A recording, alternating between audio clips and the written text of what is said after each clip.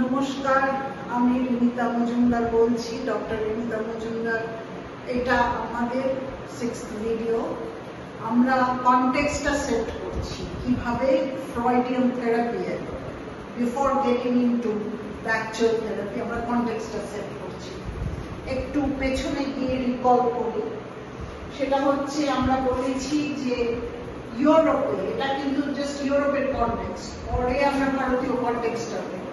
সেটা হচ্ছে 1789 একটা ল্যান্ডমার্ক ফ্রেঞ্চ রেভলিউশন হলো। তার আগে সোসাইটি কি ছিল? রয়্যালটি, মোনার্ক বা রাজা, সেই যে কমান্ডমেন্ট, যে খ্রিস্টান ধর্মের যে কমান্ডমেন্ট বা খ্রিস্টীয় ধর্মের, সেটা অনুযায়ী রুল করত নোবেলিটি, তারপরে যত সাধারণ মানুষ। এদের কোনো ক্ষমতা ছিল না রাজাকে নির্বাচন করা। আর রুলটা যে লটা ছিল সেটা কোনো যুক্তির উপরে বেস ছিল না, সেটা ছিল স্ক্রিপচার থেকে। স্ক্রিপচার মানে খ্রিস্টীয় স্ক্রিপচার। তো ফ্রেঞ্চ রেভলিউশনে এটাকে কেটে হলো একটা দুটো স্থান তৈরি হলো, দুটো স্পেস বা স্থান তৈরি হলো। একটা পাবলিক যেটা স্টেট, আর একটা প্রাইভেট যেটা মানুষ তার ধর্ম আচরণ করতে পারত, মার্কেট বা বাজারটা ছিল, সে কেনা বেচা করতে পারত, তার ফ্যামিলিটা ছিল, সে রাজার কথা মতো না চলে সে কিছুটা এখানে তার স্বতন্ত্রতাটা এলো। তো এই কনটেক্সটে আমরা ফ্রয়েডকে বুঝবো। আমি একটু ব্যাকগ্রাউন্ড করি ফ্রয়েডকে বলার আগে, বা ফ্রয়েড কিভাবে একটা মানুষকে বুঝতেন, তার জন্ম, তার গড়ে ওঠা, তার ডেভেলপমেন্ট। তার আগে আমি একটু কনটেক্সটটা বলি। ফ্রয়েড কোথায় জন্মেছিলেন? ফ্রয়েড জন্মেছিলেন মোরাভিয়া বলে একটা জায়গায়।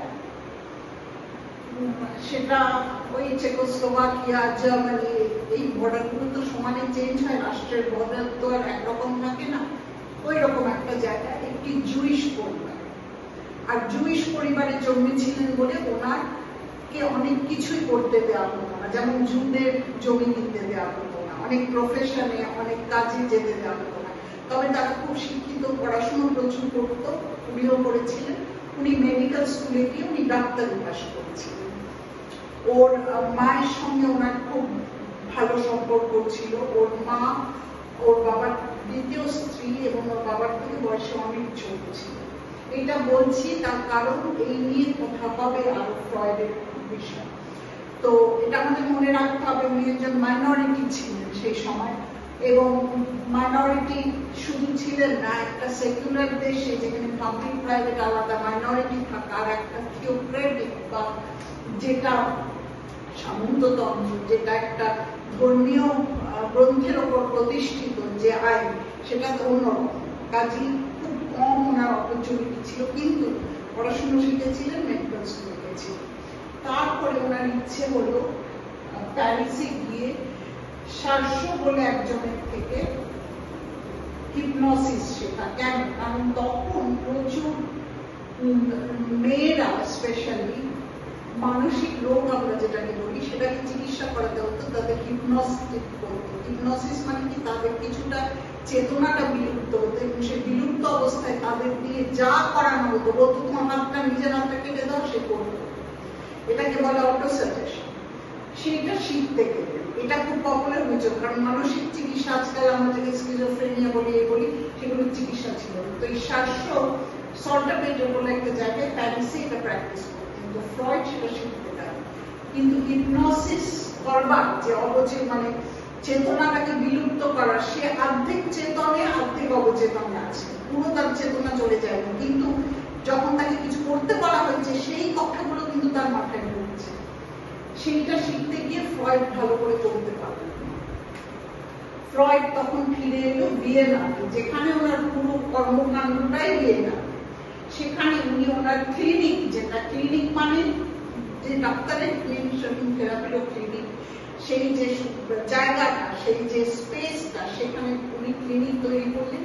এবং তখন প্রচুর মিডল ক্লাস জুইশ মেয়েরা, স্পেশালি, কেননা ওই সমাজটা কিন্তু খুব একটা খ্রিস্টানরা জুড়া মিশত না, কিছু তো মিশতেই হতো। উনি ডাক্তার ছিলেন, লোকের কাছে আসতো।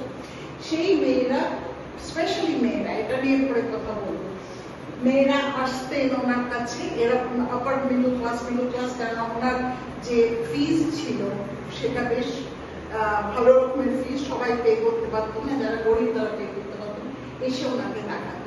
এবং এই যে কথাগুলো বলতেন ওরা যে কথাগুলো ওনাকে বলতো সেটা উনি নথিবদ্ধ করতেন, এবং তারপরে সেটা থেকে উনি রোগ যে স্কিজোফ্রেনিয়া যাকে আমরা বলি ইত্যাদি নিয়ে উনি অনেক কিছু কথা বলেছেন।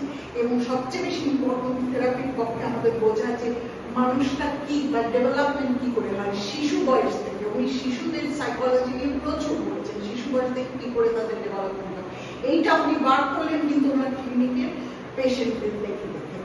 এইটাই হচ্ছে ফ্রয়েডের ব্যাকগ্রাউন্ড। আমাদের মনে রাখতে হবে যে সেকুলারিজম যখন এলো, মানে প্রাইভেট পাবলিক যখন আলাদা বলবো, পাবলিক হচ্ছে স্টেট এবং প্রাইভেট হচ্ছে সেখানে তুমি ধর্মাচরণ করতে পারেন, আপনি ব্যবসা করতে পারেন, আপনার ফ্যামিলিটা আলাদা, সেখানে স্টেট কিছুটা আপনাকে স্বাতন্ত্র্যতা দিচ্ছে, পুরোটা না। আপনি যে কোনো ব্যবসা করতে পারেন না, স্টেটের অনুমতি নিতে হবে। কিন্তু সেটা এলো এবং ফ্রেঞ্চ রেভলিউশন পরে আস্তে আস্তে মডার্নিজম এলো 19th সেঞ্চুরিতে। উনি শাশ্বর কাছে গেলেন হিপনোসিস শিখতে। কেন শাশ্বর হিপনোসিস করতো? কারণ লোকে মানসিকভাবে বুঝতে পারত না, এইভাবে তারা প্র্যাকটিস করত। সেটা শিখতে উনি ভালো হিপনোসিস হতে পারলেন না, ফিরে এসে উনি ভিয়েনাতে ওনার ক্লিনিক সেট আপ করে তাদের থেকে উনি রোগীদের থেকে যেসব ইনফরমেশন পেতেন সেটার উপরেই ওনার পুরো কাজটা তৈরি হচ্ছে। এই হচ্ছে ব্যাকগ্রাউন্ড। আজকে এই পর্যন্ত এই ভিডিওতে আমি আবার কন্টিনিউ করবো। নমস্কার।